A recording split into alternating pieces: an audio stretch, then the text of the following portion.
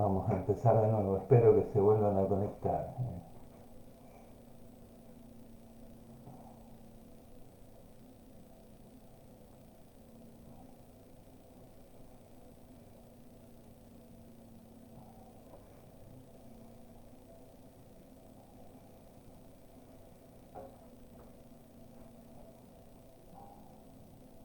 ¿Me escuchan bien, no?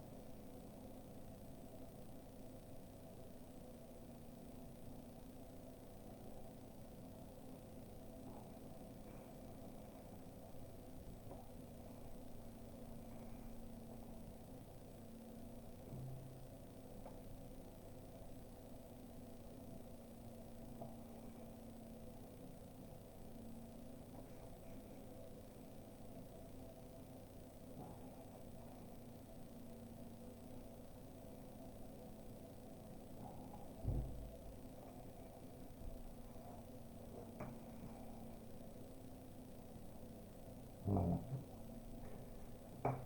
confiemos en que ahora no se corte más la transmisión. Eh, bueno, estoy viendo que faltan algunos conectarse todavía. Espero 2 o 3 segundos más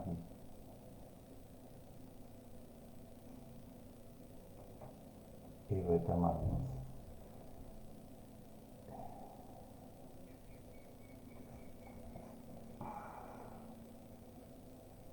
Bueno, les decía entonces que Derrida empieza planteando en este texto,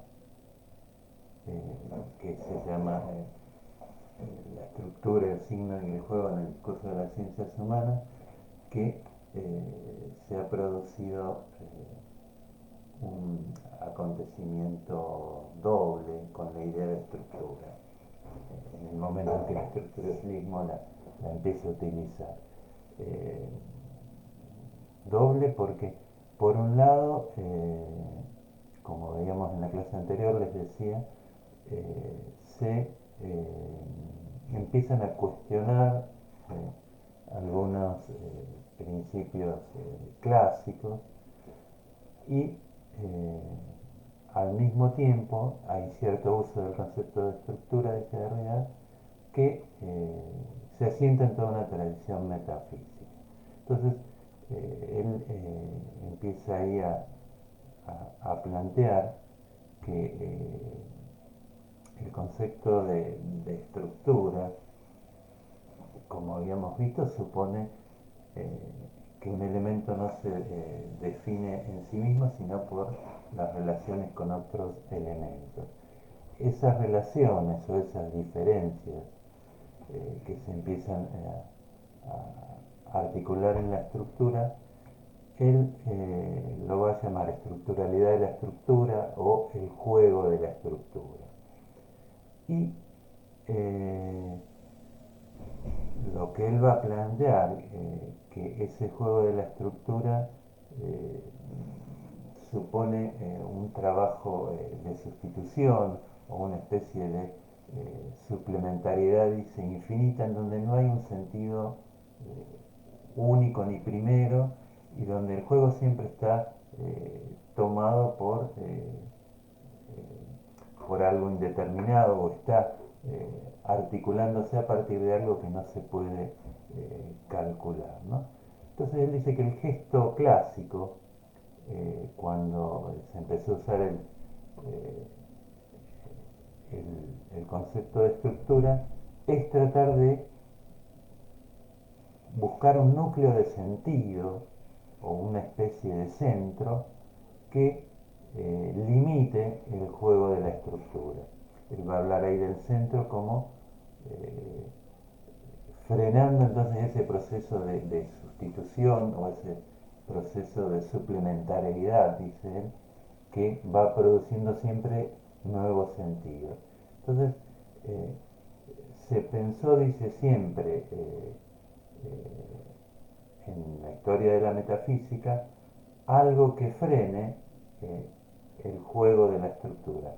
A eso lo va a llamar centro y va a dar ciertas características así de esa idea de centro.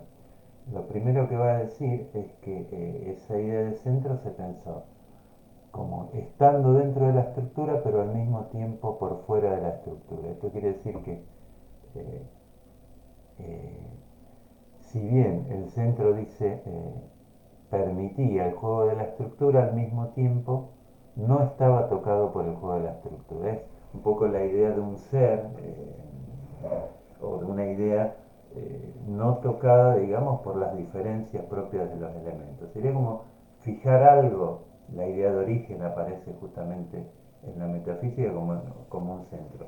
Fijar algo que garantice que hay un sentido que permanece estable más, más allá del juego de la estructura, ¿no? Entonces, eh, una de las cuestiones que va a decir que siempre se pensó en un centro como algo único. Dice, por definición, bueno, en algún lugar tenemos que ubicar algo que dice, bueno, está fuera y adentro de la estructura, como una especie de unicidad ahí que garantizaría bueno, que el juego puede ser explicado acabadamente o puede ser remitido a un sentido primero. Eh, entonces, eh, él va a hacer bastante hincapié en la idea del centro como una especie de inmovilidad, dice, fundadora, como si vieron en el origen la posibilidad de unir un significante a un significado como algo inmodificable, algo así unívoco y donde ese significante y ese significado no entrarían en un juego de desplazamiento. Sería pensar como que, bueno, habría algo que tiene una definición en sí mismo, ¿no? Eh, entonces ahí va a criticar con bastante fuerza la idea de origen. Y eh, la idea de metalenguaje, que habíamos visto sería un lenguaje que podría explicar cómo funciona el lenguaje, eh, sería una especie de centro.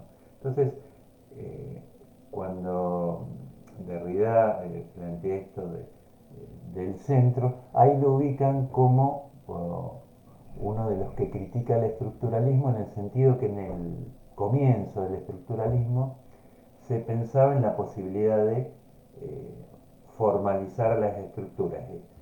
Sería una especie de metalenguaje para explicar la estructura y sería un lenguaje que no estaría tocado por este juego del propio funcionamiento de la estructura según Derrida. En ese sentido, eh, la idea de formalizar, de escribir las leyes que rigen la estructura en términos matemáticos, es una idea que en los comienzos del estructuralismo se pensó como una posibilidad de hacer ciencia de lo humano, habíamos dicho eso. Pregunten si no se entiende, después lo vamos a seguir trabajando en distintos autores esto, pero entonces la idea es que ya sea que hablemos de un metalenguaje, dice Derrida, ya sea que hablemos del término ser, del sujeto, de ideas platónicas, de esencias, siempre se pensó en un centro que fije el juego de la estructura y que plantea una especie de sentido así pleno y van Derrida va a hacer bastante hincapié, y ese es uno de sus planteos fundamentales, es que al centro se lo pensó siempre como una presencia plena. ¿Esto qué quiere decir? Que eh, en el presente hay una especie de posibilidad de autorreferencia de ese centro, para decirlo así.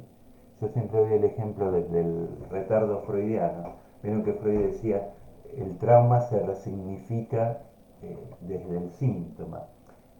Hablar de presencia plena sería que ya el trauma esté contenido en sí mismo y que no necesite de ese tiempo retroactivo que implica resignificarlo desde el síntoma para constituirse. Sería un poco la idea de presencia plena que cuando alguien habla dice exactamente y sabe en ese instante lo que está diciendo. Lo que decimos desde el psicoanálisis es que, bueno, eso que alguien dice, escuchado desde el lugar del analista, escuchado desde un lugar distinto, es resignificado. Entonces ahí no hay una presencia plena de lo que estoy diciendo, sino que eso que estoy diciendo va a tener un sentido retroactivo. Y entonces hablar eh, en lingüística, por ejemplo, de sincronía, eh, si podríamos explicar todo en términos de una sincronía, ahí tendríamos una estructura centrada. Lo que va a plantear de realidad es que el juego de la estructura siempre supone eh, poner en marcha algo que no está calculado previamente, algo que escapa a la posibilidad de la determinación, ¿no? Entonces,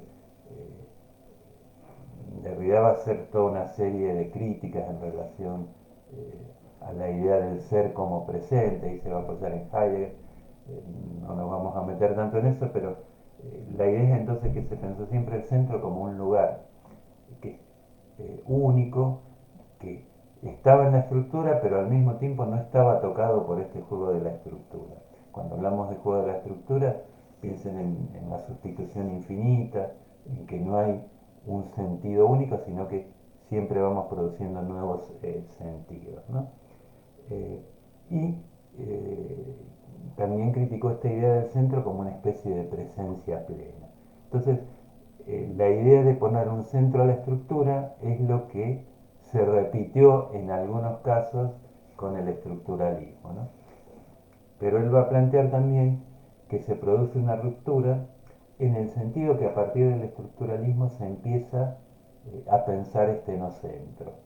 Se empieza a dar cuenta de que eh, bueno, hay estructuras que no pueden formalizarse, todo lo que habíamos visto en distintos autores. Habíamos dicho, Lacan plantea que no hay un otro del otro, en Foucault se critica la idea de origen, y entonces lo que dice Derrida es que con esta idea de estructura y con esta ruptura con la idea del centro, eh, todo empieza a plantearse en términos de discursos, en el sentido de entender el discurso como un discurso sin origen. Él va a hacer bastante hincapié en que bueno, se puede plantear el comienzo, pero no hay un origen. El origen es justamente la idea clásica de centro, ¿no? En el origen está todo contenido y bueno, se va desarrollando, pero ya en esa semilla que sería el origen ya estaba la idea del árbol, por ejemplo, ¿no? Entonces, lo que va a plantear Derrida es que no hay ni un origen ni un significado trascendental. El juego de la estructura va a ser un juego que se va actualizando eh, permanentemente y que no hay un saber previo para pensar la estructura. Él va diciendo con esto, bueno, que el lenguaje de algún modo invade el campo de todas las disciplinas, fundamentalmente en lo que se conoce como ciencias humanas, y va ahí situando como tres nombres propios, dice que empezaron a abrir este campo de pensar la ausencia de centro, ¿no?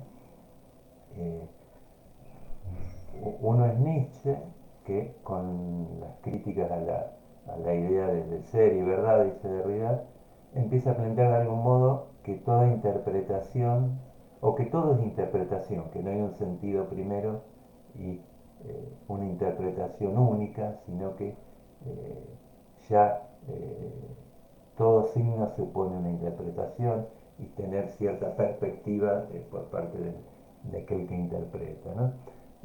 Ubica a Freud como otro de los antecedentes para pensar en los centros, fundamentalmente con la idea del inconsciente y la crítica a la conciencia, y la idea, si tomamos esta idea del retardo y de las huellas de la memoria freudiana, vamos a ver que también aparece una crítica ahí a la idea de presencia plena, ¿no? Y va a plantear como referencia, ya más específicamente en el campo filosófico, a Heidegger como también alguien que empieza a criticar la idea del ser como presencia, ¿no? Entonces, él va a plantear que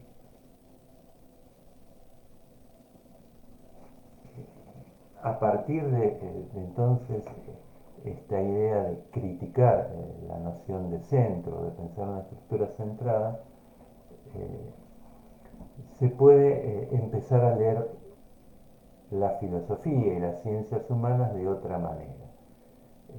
Esa otra manera de empezar a leer la filosofía y las ciencias humanas él las va a llamar de construcción, y que consiste en tomar estas o tomar conceptos de la filosofía, pero empezar a cuestionar eh, todas los supuestos metafísicos que implican esos conceptos. Eh, a eso él lo va a llamar de construcción, en el sentido que eh, él dice, bueno, por ejemplo, toma el concepto de signo y dice que el signo se apoya en toda una tradición metafísica que divide o que separa lo sensible eh, de lo inteligible, y que esa oposición supone entonces que habría una materia fónica, o que sería el sonido, el significante, si lo quieren plantear en términos lingüísticos, y un sentido que sería lo inteligible, el pensamiento. Y él dice que, bueno, esa es una oposición clásica que se puede cuestionar, porque lo que él va a plantear en todo caso es que el sentido va a ser siempre un efecto del juego de la estructura. Entonces, dice, bueno, tendríamos que deconstruir esta idea del signo y tener en cuenta que el concepto de signo, que supone esta división entre el significante y el significado, se enmarca en una tradición metafísica que siempre privilegió el sentido o el significado. Entonces lo que él va a decir, bueno, vamos a tener que leer el concepto de signo eh, cuestionando toda la tradición metafísica que la sostiene, ¿no? Y en ese sentido, él dice que la calidad o la validez de un discurso se,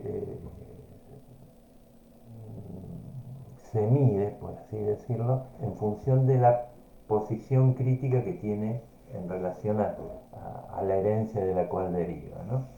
Entonces él dice, leer la filosofía de otra manera es no plantear un nuevo centro, que eso sería cuando los filósofos rompen con una filosofía anterior, lo que hacían era, bueno, el centro no es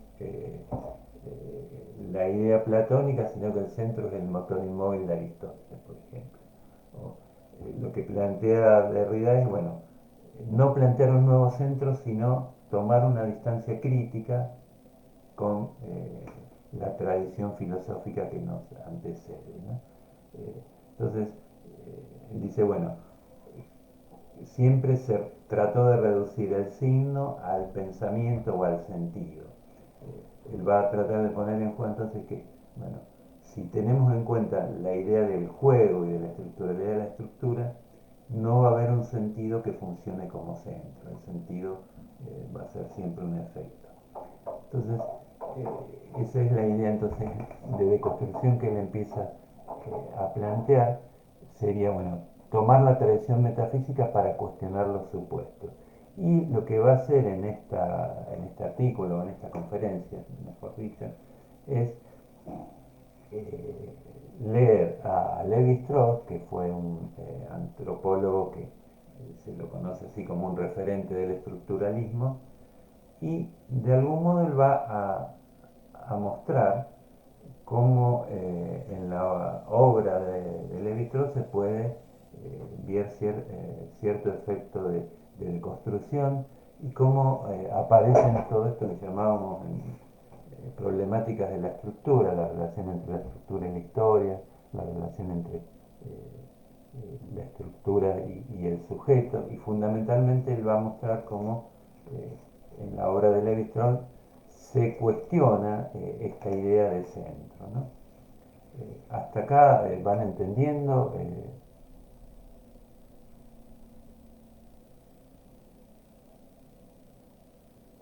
A ver, leo un poco las preguntas de ustedes. Eh, Acá preguntan, bueno, ¿no hay saber previo a la estructura? No, la idea es que no se puede saber qué efectos va a tener la estructura, sino después que la estructura puso en marcha el juego. Sería que, bueno, para empezar a pensar tenemos que partir de una estructura que nos antecede y esa estructura va a producir efectos y no la podemos calcular antes de ponernos a pensar, ¿no? Eh, Acá me preguntan, bueno, ¿qué supone la oposición de lo sensible y lo inteligible para Derrida? Es la oposición clásica. Lo sensible sería lo que podemos percibir en el plano que estamos hablando, sería o el sonido, el fonema o la huella escrita en el papel, y lo inteligible sería el sentido de esas huellas o de esos sonidos, ¿no?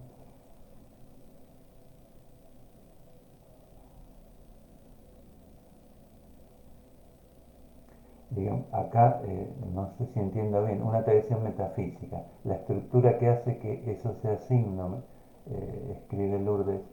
eh, la idea que tiene Derrida es que si podríamos explicar acabadamente el funcionamiento de la estructura, ya funcionaría como un signo, en el sentido de que habría una relación directa entre esa estructura y un significado producido, ¿no? Eh, bueno, no veo más preguntas, pero eh,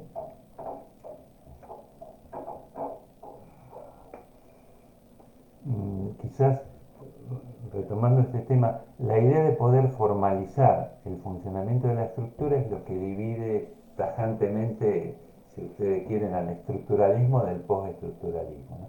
Con el propio desarrollo de los autores estructuralistas se fue poniendo en evidencia que no se podía encontrar un centro para la estructura. Entonces, quizás cuando hablamos de estructuralismo y de postestructuralismo tenemos que decir que ya ponerse a pensar en la estructura desembocó en el postestructuralismo, ¿no? O tratar de teorizar la estructura llegó a pensar, como dice Derrida, eh, la falta de origen, la falta de centro. Eh, Quizás la figura así más clara de un centro sería la idea de un sentido que da cuenta y organiza todo el funcionamiento de la estructura, ¿no? Uno lo puede ver de distintas maneras, esta idea del centro. Decimos con la idea de formalización, con la idea de metalenguaje. En última instancia, por ejemplo, la idea de sujeto podría ser otro centro, el sujeto consciente. El sujeto consciente, cuando dice un significante, sabría exactamente cuál es el sentido de ese significante. La conciencia garantizaría ahí que a tal palabra le corresponde tal sentido. Lo que vemos, por ejemplo, en Freud es que cuando alguien dice una palabra, está diciendo más de lo que cree decir, ¿no? Entonces ahí la figura del sujeto como centro empieza a ser cuestionada por Freud. Eh, bueno, y seguidamente lo que hace Derrida entonces es seguidamente plantear esta idea de centro y de cuestionar también la idea de centro, es tomar la obra de Levi-Strauss y ver cómo aparecen todas estas cosas que estamos mencionando. Eh, lo primero que él plantea es que toma esa obra de Levi-Strauss porque hay una crítica, dice, al lenguaje de las ciencias humanas. Y empieza, empieza a plantear que hay una coincidencia en que la antropología o la etnología eh, empieza a cuestionar la idea de la cultura europea como centro. No sé si en algún momento se ponía la cultura europea como el modelo y de ahí se comparaban las otras culturas, ¿no? Él dice que, bueno, a partir de, ubíquense que está en el año 66 diciendo esto, pero ya antes de eso se empieza a cuestionar esta idea de centro para la cultura europea, y él dice que no es casualidad, digamos, que se empieza a cuestionar, bueno, en varios planos, políticos también, esta idea del centro para la cultura europea, y que también en la órbita del saber se empieza a cuestionar esta idea de centro, ¿no? Y eh, va a plantear que Levi-Strauss, por ejemplo, toma algunos conceptos que vienen de la metafísica y de las ciencias humanas tradicionales, pero los va a usar con un valor metódico y no le va a dar un valor de verdad metafísica. Ahí toma como ejemplo la oposición naturaleza y cultura. Eh, Él dice, bueno, que normalmente o tradicionalmente, ya desde los griegos, se separó la naturaleza de la cultura y se pensó la naturaleza como lo universal y lo general, y la cultura como la norma y lo variable. Pero, dice, nos topamos con la prohibición del insecto, que aparece como universalmente en todas las culturas y es una norma al mismo tiempo. Entonces no la podemos ubicar ni en la naturaleza ni en la cultura. Entonces él dice que, bueno, Levi Strauss usa esta oposición entre naturaleza y cultura, pero no le da un valor de verdad. Le sirve como método para plantear su teoría, o le da un valor exclusivamente metodológico. Ese es como un ejemplo casi de deconstrucción, ¿no? Vamos a usar esta distinción entre naturaleza y cultura, pero no le vamos a dar una entidad de verdad metafísica a eso. Y lo que va planteando ahí que, bueno, toda la tradición que separa naturaleza y cultura está armada de modo tal que no se pueda saber nada sobre el origen de la prohibición del insecto. Entonces, eh, esta idea de separar el método de la verdad es una idea que aparece en Levi-Strauss y que Derrida la pone casi como una reflexión crítica sobre el lenguaje de las ciencias humanas y casi como un ejemplo de deconstrucción, ¿no? Después, siguiendo el análisis de la obra de Levi-Strauss, de Derrida, eh, se va a detener en un término que es bricolage, que usa Levi-Strauss, eh, que sería un lenguaje hecho con préstamos de otros lenguajes. Entonces, lo que ahí señala Derrida es que casi cuando Levi-Strauss empieza a hablar del bricolage es una especie de, dice, de discurso del método. Entonces, eh, Levi-Strauss va a plantear varias cosas, que los mitos tienen una especie, están armados con estos lenguajes que son bricolage, que son mezclas de distintos lenguajes, pero también que eh, el propio discurso de Levi-Strauss sobre los mitos es un bricolage. Entonces, ahí de realidad se detiene en una oposición que plantea Levi-Strauss entre un lenguaje bien hecho, que sería el lenguaje de un ingeniero, que no tomaría prestado de ningún otro lenguaje, sino que construiría su propio lenguaje casi como una especie de lenguaje así puro, eh, y lo que termina planteando Levi-Strauss, que este lenguaje puro es un mito también. O sea que es un producto de esta mezcla de lenguajes siempre. Entonces, eh, mm, Derrida acentúa bastante, como que Lévi-Strauss reflexiona sobre su propio lenguaje y dice, bueno, que construye mitos para hablar de los mitos, ¿no? Eh, Esto del bricolage, sí, yo lo llevo siempre al campo del psicoanálisis, piensen en Freud cuando toma términos de la termodinámica, de la psicología de su época, de la biología, para armar un lenguaje que sería propio del psicoanálisis, que es un lenguaje hecho de préstamos también, ¿no?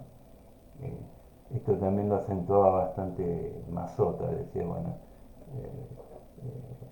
la teorización freudiana es una especie de Frankenstein porque está hecha con restos o con partes de distintos lenguajes de otras disciplinas, ¿no?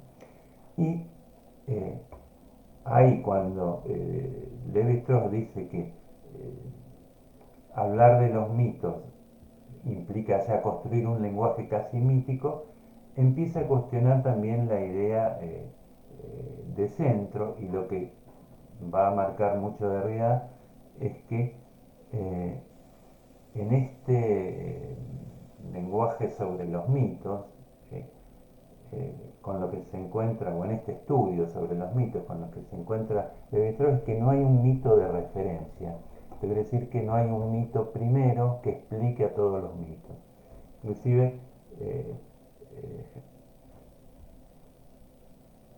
eh, va a marcar también que en el discurso de los mitos no hay una unidad. Eh, no podríamos hacer del discurso de los mitos una totalidad, y eh, la idea también que transmite Levi-Strauss es que todo mito va sustituyendo a un mito anterior, pero que no hay entonces un mito primero, un mito de origen, podríamos decir, ¿no? Eso lo remarca bastante Derrida para plantear, bueno, el propio desarrollo de la obra de Levi-Strauss lo va llevando a plantear, bueno, que no hay un centro justamente, tampoco hay un autor de los mitos, sino que eh, esa estructura se va, o la estructura que va armando los mitos, el propio juego de la estructura va produciendo distintos mitos casi independientemente de los autores, ¿no? Eh, entonces, eh, lo que va leyendo Derrida en Levi-Strauss es esta idea. Bueno, el propio desarrollo del pensamiento sobre las estructuras míticas eh, supone, primero, que no hay un lenguaje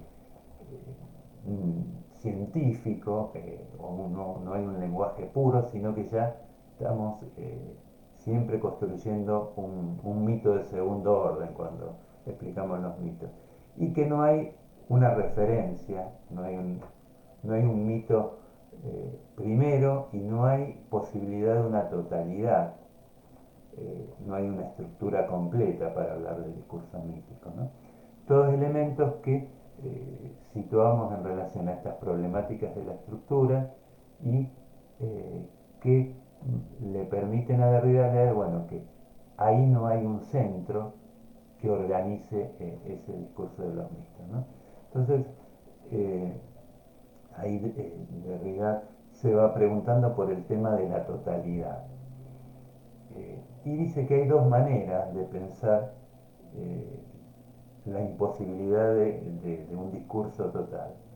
Una primer manera, dice, más empírica, es que, bueno, hay tantos mitos que nunca podríamos tener un panorama de todos los mitos juntos. Pero hay otra manera que es más, si ustedes quieren, estructural, que tiene que ver con que si pensamos que el juego de la estructura supone sustituciones infinitas, esto que Derrida llama suplementariedad, nunca vamos a tener una totalización, porque siempre, bueno, vamos a tener, él dice, eh, una suplementariedad significante, porque hay siempre una falta de un significado primordial o único.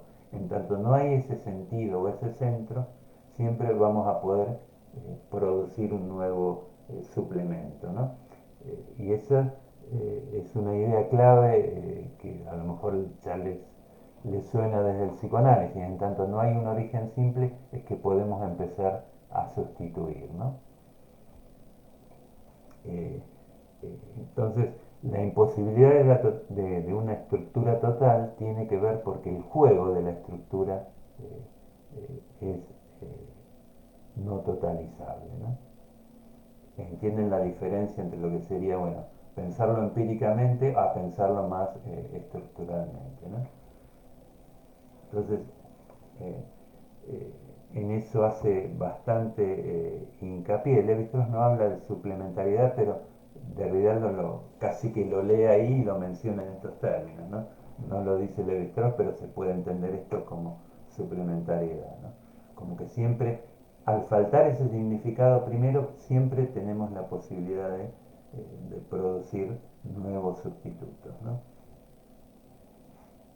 Y otra cuestión que marca Derrida eh, en relación al discurso de Levi-Strauss es la idea de historia y juego. Eh, Señala Derrida con su... Perdón, Levi-Strauss dice que con su vocación así más estructuralista, que analiza los mitos de manera sincrónica. Ahí Derrida señala que se puede caer en el peligro de un ahistoricismo, en no tener en cuenta la historia.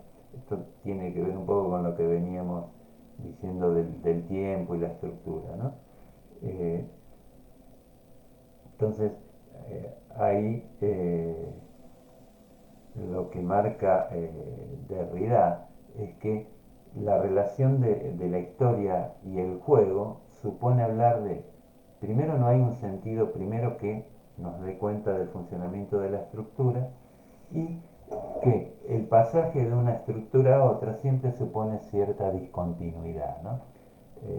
Entonces, Derrida no se extiende demasiado en esto, pero plantea que, bueno, la relación entre la historia y el juego hay que pensarla siempre en términos de discontinuidad y azar, ¿no?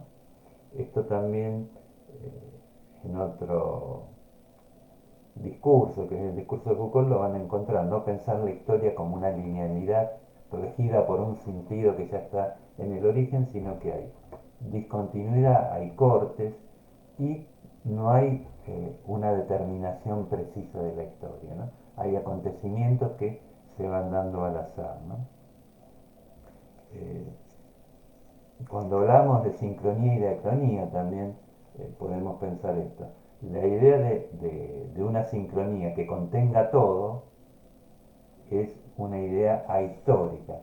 Por eso yo les decía en la clase anterior que se va a pensar más el devenir como algo azaroso y que va produciendo cortes discontinuos, ¿no? Pregunten este, quizás es el tema que me parece que la clase anterior más costó entender, pero la idea de sincronía es la idea de, bueno, en esa estructura sincrónica estaría todo determinado ya. Los efectos en el tiempo ya los podríamos calcular previamente. En cambio, lo que va a plantear Derrida como historia y Foucault también, que hay una diacronía que es incalculable y a partir de los efectos diacrónicos podríamos ir leyendo cómo se fueron armando algunas estructuras que las podemos describir en términos de sincronía. Pero siempre tengan en cuenta que a partir de estos autores eh, nunca hablamos de una estructura total, sino que siempre la estructura es más como un espacio disperso o de dispersión, ¿no? Y siempre es una estructura que se va actualizando, en tanto hablamos del juego de la estructura. Eh, y eh, lo que generalmente en Derrida, porque van a encontrar con que la idea de repetición está asociada a repetir el juego de la estructura. Entonces es como que la repetición no sería repetición de lo mismo, sino que sería repetir un juego de la estructura siempre novedoso, siempre con diferencias. Él va a plantear ahí como un concepto clave la idea de diferencia, como que lo que se vuelve a repetir en este juego de la estructura sería el trabajo este de la diferencia incalculable, ¿no? Van a encontrar una frase que dice, bueno, el juego de la repetición o la repetición del juego.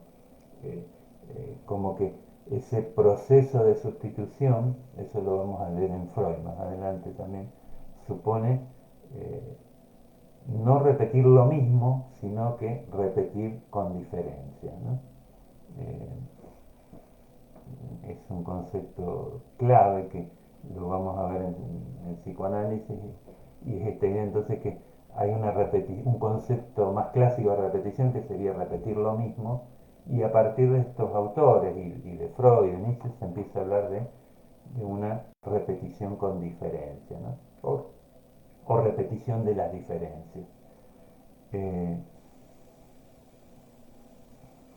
y otra cosa que señala Derrida en la obra de Lévi-Strauss es que si bien todo lo que viene diciendo va cuestionando la idea de origen o de centro, también en algunos pasajes de la obra de Lévi-Strauss se encuentran una especie de nostalgia por un origen pleno, dice una especie de presencia en el origen o de mito primero que nunca se encuentra, ¿no?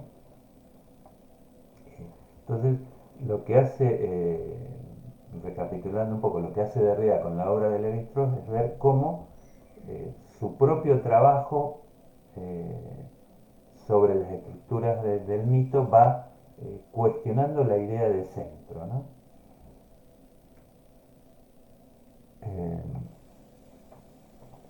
y termina el artículo de Derrida eh, planteando que en el campo entonces de las ciencias humanas hay dos maneras de entender la interpretación.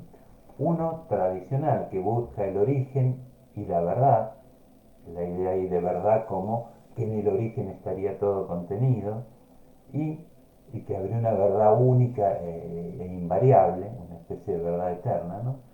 Y el otro modo de entender la interpretación es que no hay un origen eh, y tampoco hay una presencia plena y que toda interpretación entonces ya es interpretación de otra interpretación, ¿no? Serían las dos maneras entonces de pensar la interpretación en las ciencias humanas y Derrida dice, bueno, eh, no necesariamente tenemos que elegir por una, pero tendríamos que pensar eh, el suelo común de estos dos tipos de interpretación. De nuevo ahí sugiere la idea, bueno, vamos a tomar algunas cosas de la metafísica tradicional para cuestionarlas también, ¿no? Esto sería un poco a grandes rasgos lo que plantea eh, Derrida. Ahora me meto con las preguntas de ustedes. La idea sería entonces, primero plantea un poco qué entiende por centro de la estructura, qué entiende por juego de la estructura, y después ve cómo esos términos eh, son puestos en juego en la obra de Lévi-Strauss, ¿no? Que son los términos que nosotros, o las problemáticas que llamábamos en el programa problemáticas de la estructura. Un poco vamos a ver esas problemáticas cómo aparecen desplegadas en Derrida, como en Foucault, como en Freud y Lacan. Esa es un poco la idea de la primera unidad. Eh, Cuando hablemos de la cientificidad o no del psicoanálisis, vamos a tomar bastante de estas cosas o de esta idea de centro para pensar esa problemática, ¿no? Eh, bueno, a ver, acá hay una pregunta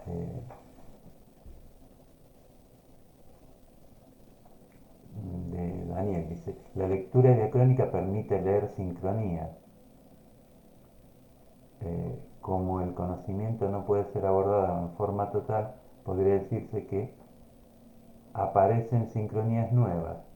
¿Está bien pensado así? Sí, sí, sí. La idea es que el conocimiento va produciendo siempre cosas novedosas y el epistemólogo, cuando quiere decir así se conoce, en realidad llega siempre tarde. Primero se produjo la ciencia y después tratamos de explicar cómo es el conocimiento científico.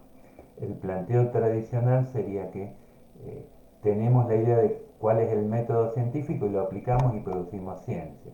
Lo que se desprende de esto que plantea Derrida, que primero, bueno, hay acontecimientos diacrónicos que retroactivamente nos permiten situar una estructura, ¿no? Y lo que acentúan mucho los postestructuralistas y que no hay estructuras eternas, sino que, porque si no sería caer en una especie de idealismo, bueno, ya esto en algún lado estaba y se actualizó en este momento, sino que la propia historia, el azar, que se va poniendo en juego en la historia, nos permite pensar sincronías que no son definitivas, ¿no? Sino que vamos a ver, bueno, se lee este fenómeno social de tal manera, pero a lo mejor otro autor encuentra otro elemento que permite dar un matiz distinto a ese fenómeno social o entenderlo casi de otra manera, ¿no? Y ustedes tienen en el campo del psicoanálisis también las distintas relecturas de Freud van produciendo distintos Freud, por así decirlo, ¿no? No es lo mismo la lectura que hacíamos en una época desde Klein que la que hacemos desde Lacan de Freud. Acá me preguntan la cuestión del bricolage. Eh, el bricolage sería, en el discurso de Levi-Strauss, una especie de discurso, o de lenguaje más precisamente, armado con préstamos de distintos lenguajes. O sea, eh, tomamos de un, algo de un lenguaje, algo de otro lenguaje, y con eso armamos una especie de collage o de bricolage, como dice Levi-Strauss, para referirnos a lo mejor al mito. Entonces, lo que plantea Derrida, siguiendo un poco a Levi-Strauss, que todo lenguaje, en última instancia, es una mezcla de lenguajes. No hay un lenguaje primero y a partir de ahí tenemos un lenguaje puro, sino que de entrada ya estamos en esta especie de mezcla de lenguaje. Y la idea de un lenguaje puro sería un mito casi. Entonces, Levi-Strauss dice, oponemos este lenguaje de bricolage a la idea del lenguaje del ingeniero, que sería una especie de lenguaje que no tomó prestado nada de nadie, que el ingeniero creó su propio lenguaje, como empezando de cero. Y ahí quizás también está en juego la idea de centro, alguien que podría crear su propio lenguaje y decir esto quiere decir exactamente tal cosa y no otra. Entonces, la idea de bricolage es un poco decir, bueno, todo lenguaje es una mezcla de lenguajes y todo lenguaje no tiene un origen simple, sino que el origen está perdido, ¿no? Que es la fuente, en psicoanálisis hablamos mucho del equívoco, porque bueno, en realidad no hay un lenguaje puro, sino que todo lenguaje es una mezcla de lenguajes. Siempre, bueno, una palabra puede ser leída de distinta manera y puede haber equívocos, ¿no? Si el lenguaje puro sería una especie de lenguaje en donde cada palabra tendría un sentido único y no podríamos hacer chiste, por ejemplo. Tal cosa quiere decir tal cosa y no podríamos jugar con el doble sentido, con el múltiple sentido de una palabra, ¿no? No sé si explica un poco esta idea de bricolar, si no, preguntarme de nuevo, lo explicamos por otro lado, ¿no? Eh,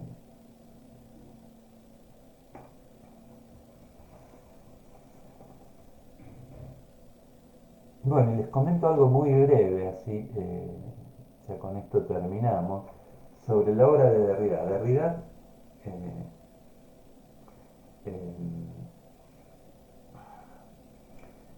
en estos años, entre el 60 y el 70, 80, si no me confundo con los años, teorizó bastante, tiene una obra más extensa, él murió en el 2004, pero en estas primeras épocas teorizó bastante sobre la escritura. La idea de él es encontrar en la escritura justamente este juego de las diferencias. Y casi que el modelo que toma es la escritura psíquica freudiana, ¿no? Una huella remite a otras huellas y una huella se borra a partir de la remisión a otra huella, ¿no? Entonces, eh, él inclusive tiene un texto donde lee el aparato psíquico de la interpretación de los sueños como una máquina de escritura. Entonces él dice que tradicionalmente se pensó, bueno, tenemos un sentido, el lenguaje que lo expresa, y sería como eh, el lenguaje que copia el sentido, ¿no? Y la escritura se la pensó como una copia del lenguaje. Lo que va a plantear Derrida es en todo caso que este trabajo de las huellas inscritas es anterior a que podamos hablar de un sentido. Entonces él va a plantear, bueno, el trabajo de la escritura como casi lo que va a permitir, bueno, que pensemos y que eh, la escritura como diferencia de huellas, como estructura no centrada, si ustedes quieren, y como ahí donde se va a dar el juego de las sustituciones, donde en ese trabajo entonces de la escritura no va a haber un sentido primero y en todo caso les vuelvo a repetir esta idea. El sentido siempre es un efecto del trabajo de la estructura y en el caso de Derrida es un trabajo de las huellas inscritas, que más que huellas sensibles en el sentido de la mancha en el papel son casi esas huellas determinadas por el juego de la estructura, ¿no?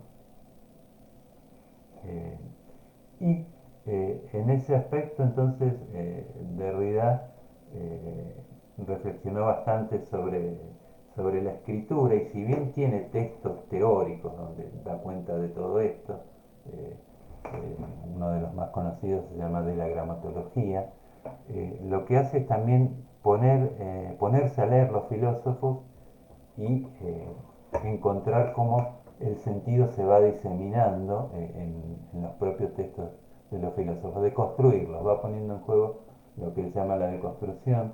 Hay un texto que se llama La diseminación, donde él lee a Platón, entre otros filósofos, y muestra cómo, a pesar de querer ponerle un centro, el propio discurso se va descentrando, ¿no?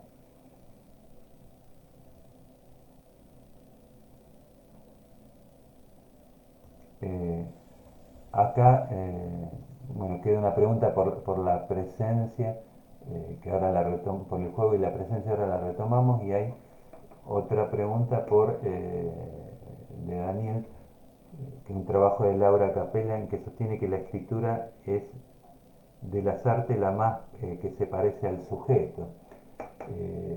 Sí, supongo que se refiere al sujeto del psicoanálisis. Y sí, en el sentido que si tomamos la escritura como un juego de huellas, es la escritura la que puede poner en juego los mismos efectos que constituyen la subjetividad, ¿no? Hay toda una polémica entre Lacan y Derrida, donde por un lado Derrida le critica que,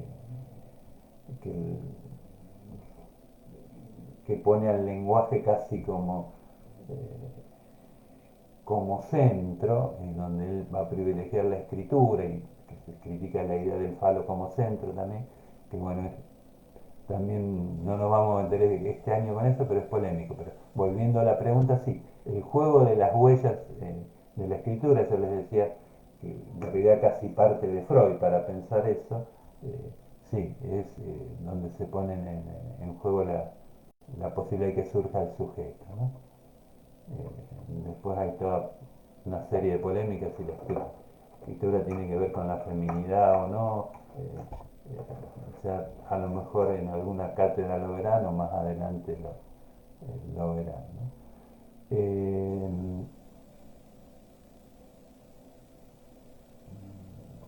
Esa polémica tiene que ver con la crítica al falocentrismo, como que en la escritura se cuestionaría al falo como centro también, que también es una idea complicada. Ahí están, me parece que eh, la, el hecho en Lacan tampoco se puede hablar de un centro para el falo, pero bueno, es más la lectura que hace Derrida. Eh, Volviendo a la pregunta por el juego y la presencia, la idea de presencia, les vuelvo a repetir, es la idea de que en un presente simple alguien podría conectar un significante con un significado y garantizar que esa relación no está tocada por el tiempo, no está tocada por toda una historia y todo un porvenir, ¿no? Sería pensar, bueno, yo digo algo en ese momento, en ese instante, y eso va a permanecer como una certeza, ¿no?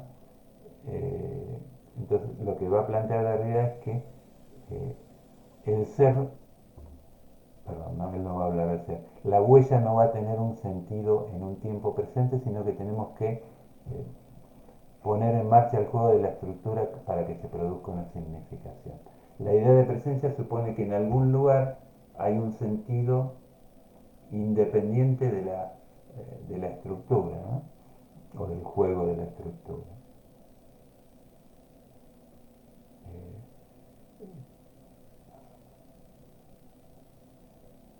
No sé si es claro o si es claro. eh, Se aclara un poco.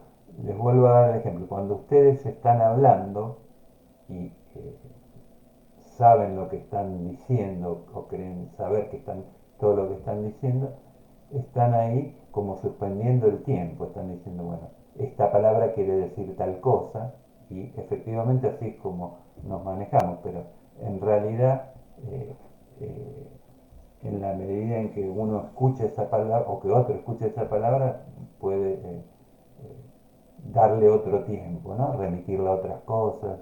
Y ahí ya la idea de un presente simple se empieza a cuestionar, ¿no? El presente en esta órbita de lo simbólico siempre está muy tocado por la remisión al futuro y al pasado, ¿no? Es como que se escapa permanentemente en ese sentido.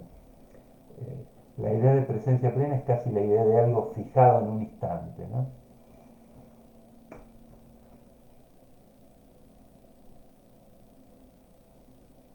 Eh,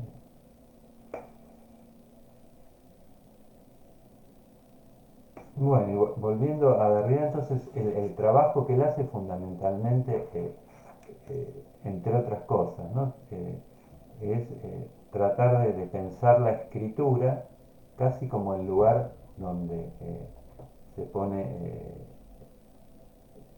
en juego el trabajo este de la diferencia y del juego de la estructura, ¿no?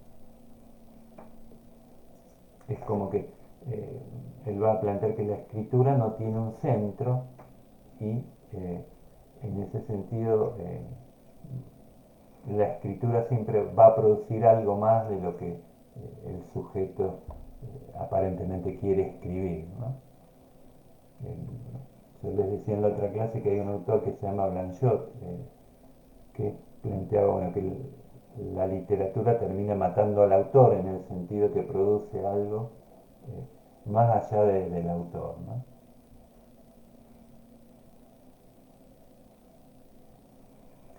Eh, y la escritura nos llevaría a esa zona donde nos topamos también con algo que no podemos decir, eso que ya lo vamos a ir viendo, Freud llamaba el más allá del principio del placer, ¿no? Es como que, según el escritor de algún modo está tomado por esa obsesión de confrontarse con el más allá, ¿no? Con lo que no se puede decir con palabras. Eh, Bueno, volviendo entonces a esta problemática del estructuralismo y el postestructuralismo, lo que podríamos plantear como relación entre ambos que el propio desarrollo del estructuralismo llevó al postestructuralismo, ¿no? Y quizás esto para que ustedes se ubiquen que están empezando a leer estos temas, a medida que vayan leyendo van a entender más y también las distinciones no son tan claras a veces. Eh, Quizás la diferencia es que al principio se pensó que se podía formalizar las estructuras, al principio del estructuralismo y después eso ya quedó como una ilusión, justamente hablando en términos freudianos. Y en ese sentido, todos los que se llamaron estructuralistas o fueron llamados estructuralistas renegaron del nombre, ¿no? No sé si no sé si en alguno de los textos de Foucault que ustedes van a ver eh, comenta bueno, que no fue nunca estructuralista. Vieron que en otros sí se ubica un poco en el estructuralismo. Bueno, si no tienen más preguntas, dejamos acá. Por suerte no se cortó de nuevo el video.